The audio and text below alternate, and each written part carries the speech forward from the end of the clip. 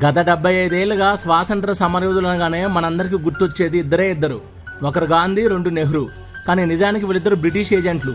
అసలు దేశం కోసం జైలు జీవితం గడిపి దేశం కోసం ప్రాణాలు కూడా త్యాగం చేసిన నిజమైన దేశభక్తులు ఎవరంటే పింగళి వెంకయ్య గారు, వీరపాండ్య కట్టబ్రహ్మణ్ గారు, కన్నెగంటి హనుమంతు గారు, డాక్టర్ రాజేంద్ర ప్రసాద్ గారు, భగత్ సింగ్ గారు, సుభాష్ చంద్రబోస్ గారు, అల్లూరి సీతారామరాజు గారు, కొమరం భీం గారు, సర్దార్ పటేల్ గారు, చంద్రశేఖర్ ఆజాద్ గారు, వీర సావర్కర్ గారు, లాల్ బహదూర్ శాస్త్రి గారు, మంగళ పాండే గారు, బాలగంగాధర్ తిలక్ గారు, లాలా లజపత్ రాయ్ గారు, గోపాలకృష్ణ గోఖలే గారు, ఖుదీరాం బోస్ గారు, రాణి లక్ష్మీబాయి గారు, సరోజిని నాయుడు గారు, జతీంద్రనాథ్ దాస్ గారు, ఇలాంటి ఎంతో మంది నాయకులు బ్రిటిష్ వాళ్లతో చావు దెబ్బలు తిని జైలు జీవితం గడిపి కొండల్లో గుట్టల్లో దాగి బ్రిటిష్ వారి మీద దాడులు చేస్తూ ఉంటే దేశానికి స్వాతంత్రం వచ్చింది.